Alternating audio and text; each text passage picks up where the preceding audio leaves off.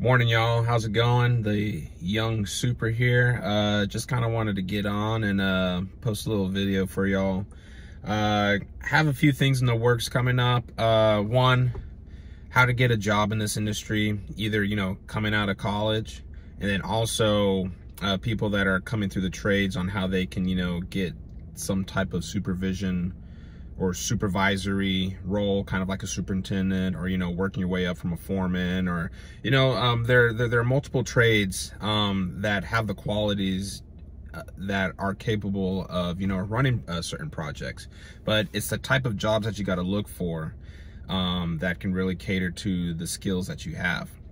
And so I'll be posting one of those videos pretty soon, but just kind of wanted to get on here right now and talk to y'all. So I'm just getting done going through this job that we have with LinkedIn. It's a small little security upgrade project that we're doing, adding some security hardware to their doors throughout their building. Really awesome building, 26 floors. I was up on the 26th floor, doing some emails, updating schedules, and just taking care of some of the the office work. And basically the work that we had in that space is basically done now, and so I'm about to head out to San Jose to check up on some jobs there. We're basically in the punch list phase right there. There's just a few punch list items that need to get taken care of, which I'll be taking care of myself. They're that simple.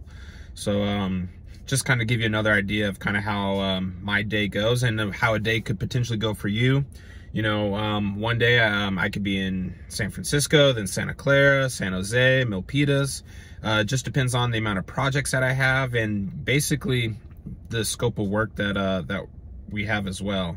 And the reason why I like this job a lot is, like, I have the freedom to be able to decide, where I start, how I do it, and then basically, if I want to get my hands dirty or not. And someone that coming from college, and someone that doesn't have a lot of opportunities to basically work with their hands, I guess you could say. I always try to find those opportunities to be able to do that. And I love interacting with the trades on site, and whenever they need a helping hand, or anything that I can do to help, I'm always trying to find that opportunity to work with them. Which also garners respect within the field, because if they see that you're willing to get your hands dirty and help out with something, they're more than willing to help you out. And not to say that this is to kind of avoid change orders within the office, but it really goes a long way when you're out there sweating your balls off, that they're willing to help you do something. And that could be like $1,000 change order when it's something that simple. And so I really like to do that. And so heading to San Jose, gonna check up on some punch list items, gonna take care of them. They're super easy. But I want to hear from y'all. What would y'all like to see? I really appreciate the feedback that I get from y'all. I've been seeing a lot of comments on this first video that I posted. I'm well over, well, I should say well over, I'm a little over 7,000 views right now, which is crazy. I never thought I would have gotten anything like that, and I'm getting tons of comments, and hearing from y'all, and being able to interact with y'all. I really love doing that, and it's really awesome to see the amount of people that are out there that are actually interested in this industry, and interested in going this field route. I feel like the field is honestly the best place to learn and to truly understand the construction industry, because that's where things get built, that's where things get done. So I'll see y'all in San Jose. Like I was talking about previously, I was in San Francisco taking care of some work that we had with LinkedIn, and now I'm sitting here with Hector. Hector is a assistant superintendent here with us at ACOR, and basically, I'll kind of give him the floor as to, well, first off, Hector, where'd you come from? Coming from Skyline Construction. Okay, what'd you do at Skyline? So at Skyline, I started out as a apprentice labor. Then I moved up to just a general laborer. Okay. And then I bumped into being a foreman laborer. Okay, cool. And kind of like, what was your, I guess, being a labor foreman, what was your role? Like, what did your day-to-day look like? Mostly for Skyline, it was just a lot of protection, a lot of cleaning, you know, supervising all the trades, making sure, you know, there wasn't any safety issues and all of that, making sure they had their hard hats, you know, if they needed gloves, making sure they were working with gloves, glasses and all that. For the most part, yeah, it was just a lot of supervision. Okay, cool. And so what do you do now with ACOR? So now with ACOR, like you said, I'm an assistant superintendent, so I get to deal with a lot of you know, being in more projects as in scheduling, and pretty much just managing, you know, just the rhythm of the job site. Yeah, and I think, well, I shouldn't say I think, I know. So we gave you a little job to kind of start off with, like, as your own 808 West San Carlos. Correct, yes. Can you explain what that, what you have to do with that job? So at that job, it was just mostly, it's called a vanilla shell.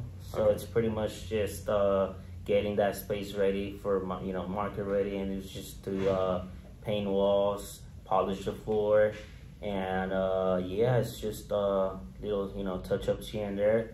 It wasn't nothing major, but it was a good start, you know, good start for me, and dealing with the schedule and all that. So it's a pretty good process. Yeah, and so on this job, you now, because I mean, obviously you might have probably done some of this before, but you've created a schedule, even though it might not be that crazy, but you're getting your feet wet with creating a schedule, talking to trade partners on, you know, scheduling guys out there, how many they need and what they need to do. And now you're working directly with one of our project managers and kind of, you know, just that type of coordination. Right.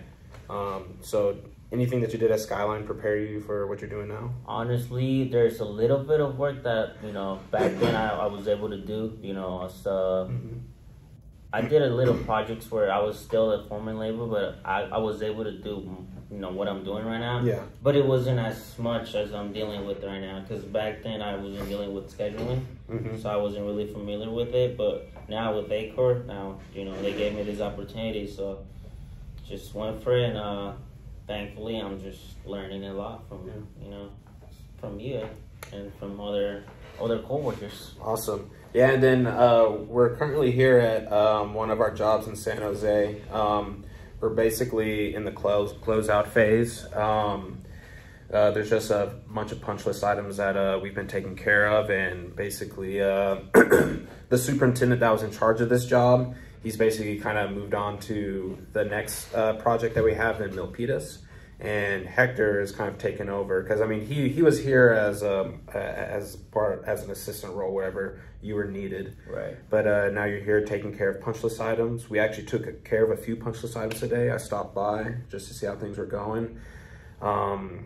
We installed a few refrigerators, took the protection off of that, and installed some microwaves. And then there's one refrigerator where we actually had to. It's funny how, you know, you kind of need to think about these things from the very beginning. So refrigerators have certain dimensions, and then obviously you have your 88 dimensions for a countertop. This refrigerator, you know, was going to go underneath the countertop as one of those mini fridges for a wellness room. Right.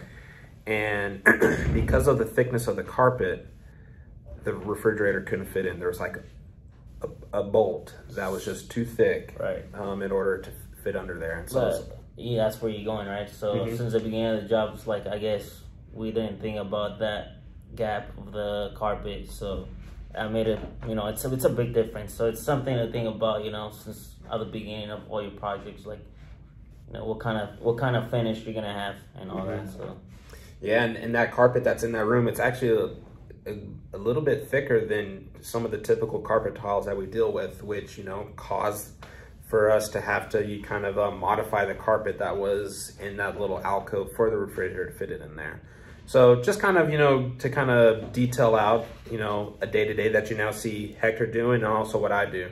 And again, we have the freedom to choose, you know, how we go about this stuff. Obviously we can, you know, hire a laborer to do this stuff, but if it's something as simple as, you know, putting a refrigerator in, we'll do it. Yes, sir.